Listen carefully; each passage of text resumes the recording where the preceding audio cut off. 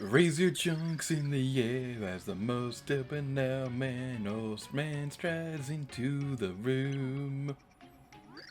Springing forth from his lair as his foes all despair. From black be the name of the doom. Whoa, that's a black, blackity-doo. Yeah, something black. That's the guy who says, whew. Gosh, oh Chunks, quit it! You're breaking windows. What are you yelling about? Oh, that. Yeah, I just had Chunks come up with a nice motivational tune. And as punishment for getting beat by that hero again, I'm making him sing it 1,000 times.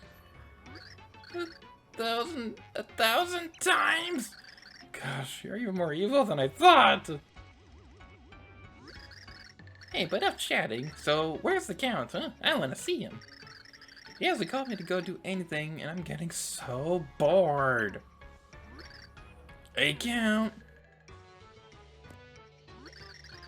My destructive little friend is all gassed up and itching to get back into action. Yes, her robot is begging me to take him out. Say the word and I'll roll out. Yeah, great enthusiasm, but let's shelve the robot plan for now, okay?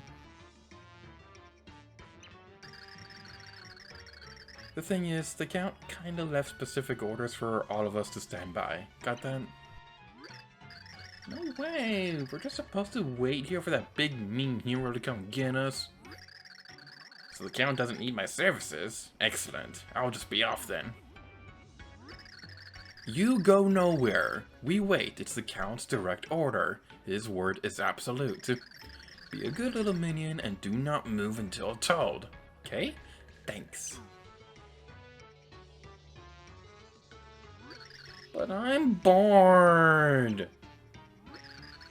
And Burbot craves his daily smash. I can't just loiter here. There's no action. How to stay still when you're pining for sweet vengeance, isn't it?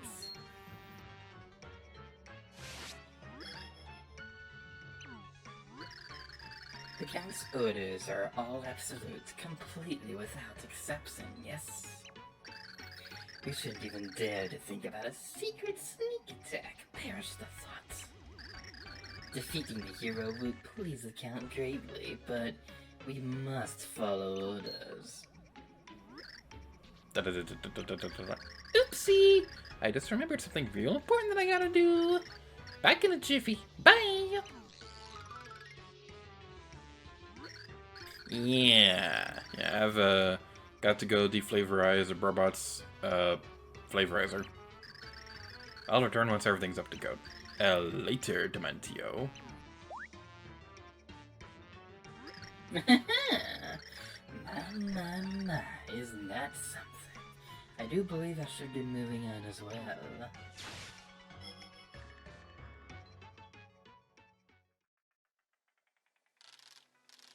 Look, Timpani, the stars are beautiful, aren't they? There's a tradition in my village.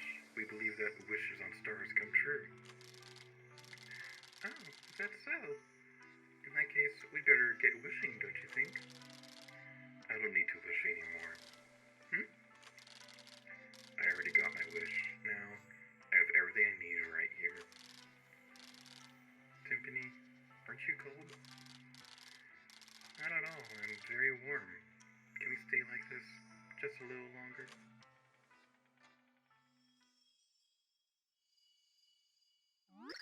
Tippy! Tippy!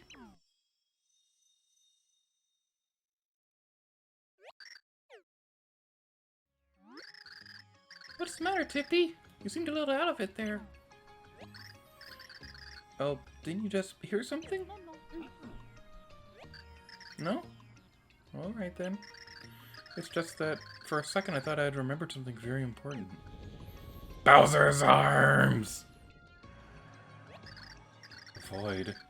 Looks as though it's gotten bigger. We need to open that door to the next world quickly. Let's hurry. Hello everybody, here to you, and welcome back to Let's Play Super Paper Mario.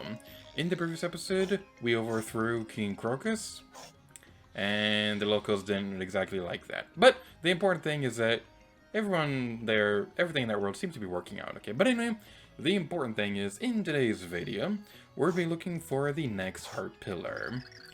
Oh, you're back.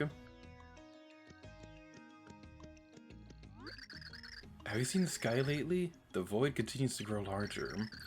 I imagine that some worlds have already started to decay. I wonder how long our dear Flipside will be spared. The light prognosticus doesn't say anything about how long we have. The light prognosticus was only written to counteract the dark one. As such, it's not truly prophetic, so it's hard to say how long we really have.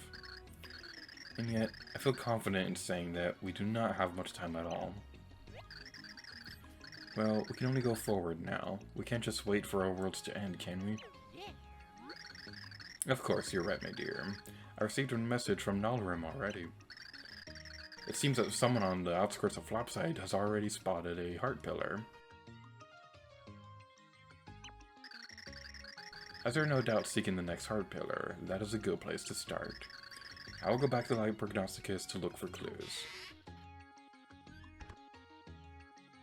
I'd like to talk a little bit more about the idea of multiple books telling prophecies, because I've mentioned before how I think this game has like the best use of a prophecy story in games, because the thing that annoys me about prophecies in video games and books and things like that is that it's the hero, the prophecy always says that the hero is going to triumph overall and things like that.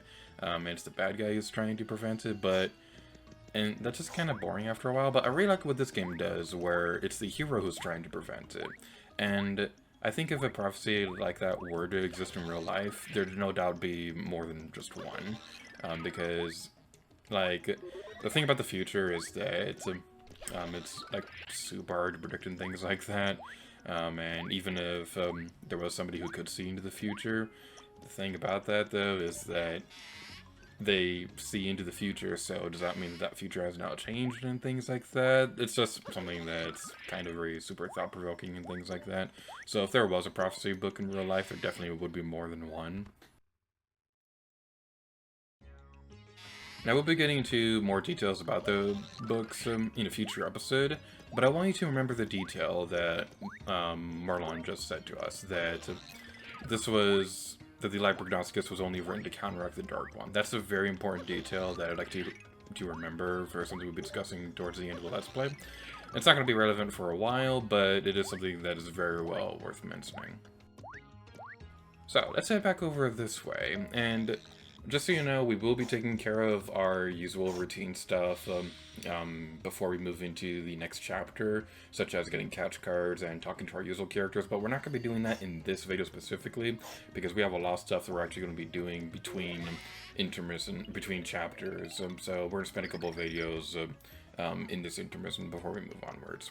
Now, there is something that I'd like to buy real quick, and this may seem incredibly stupid, but we're going to go ahead and sell the Ultra Shroom's sake, and it might seem like a terrible idea, but trust me, this is something that I would really like to do right now, because even though it does recover a lot of HP, and we are going to be taking care of the Flipside Pit of 100 Trials pretty soon, there is actually another technique that can make it so that you basically have an item like that already for a lot cheaper. So hopefully that'll work, but the reason why I wanted to sell that was because if we go over this way, we can go over here and talk to this guy. Ah, another great day for Wildenberg. Working in the sunshine just feels so good, yeah? This old man is happy. But that is neither in the here nor in the there.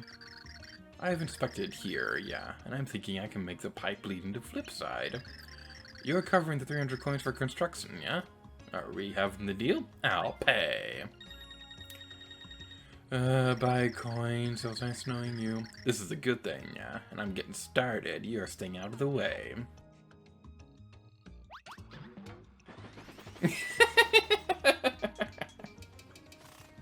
I just love that detail that his beard becomes the drill used to build the pipe. That's awesome. This pipe is open 24 hours a day, 365 days a year. You are using it whenever, yeah? Which people are always being more efficient. You made the wise decision. Well, I am going. Now, that pipe, if we go over this way, just like the Lodenberg guy was talking about, we can go inside that pipe, and it will take us back and forth between flip side and flop side. Now, normally, I never use this, because I don't mind taking just a few extra minutes to walk between flop side and flip side. It's not that long of a walk, and you don't usually have to go back and forth between them multiple times. But for the sake of the Let's Play, and because we're going to be taking care of side quests that will require us to go back and forth between the two worlds, it is very well worth mentioning that that pipe is there. Did you hear from Merlon? The next heart pillar is on the outskirts of the town. Go to the outskirts, then go down one floor and find a special spot to do a thing. Or at least that's what my dream told me last night. I think! Exclamation point! So the thing I've been doing for a couple of years is, like, it's not exactly like a dream journal or anything like that, but I just have, like, a little notepad file on my phone where, if there's, like, a cool dream that I want to remember for a while, then I make a little note about miscellaneous things that happen here and there. And I really wish that I could write more detail about the dreams themselves, but usually what I do is that I'll just make a couple basic notes about what happened, and usually my memory is good enough to remember the rest of it. But yeah, the thing is, like, I tried writing in more detail before, but the problem was that I like forget most of the dream by the time I'd finished writing it. So I found the trick of just writing basic notes. Usually helps with that. It's actually a trick that I picked up from Let's Playing, believe it or not, because what I usually do whenever I'm making Let's Plays is that when I'm writing notes for these games, I'm gonna have a list of stuff to do that would be taken care of every video and things like that, and just like a basic to-do list of what we'll be doing. So it doesn't take too long to read, and I can quickly glance at it so it doesn't disrupt the flow of the video or anything like that. It's something that's pretty amusing. So we go over this way, and now Mario has become Ant-Man! Yay! Nintendo Avengers! That'd be kind of cool. Has anybody ever made like a thing where it's... I don't mean to do that. Has anybody ever made a thing where it's like Nintendo, it's like the Avengers, but it's Nintendo characters? Because I wonder what they would use for the different characters like that. Like, Zero Suit Samus would probably be like Black Widow. Link would be like Hawkeye or something like that. Kirby would obviously be Thanos. I mean, that's just a no-brainer.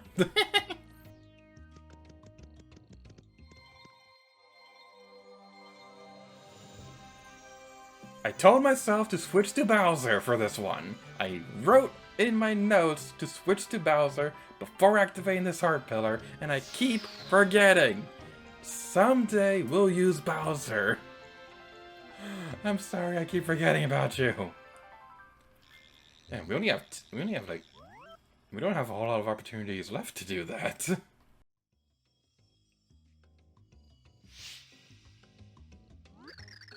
At the Duel of the 100, the hero will meet with dark powers of purest chaos.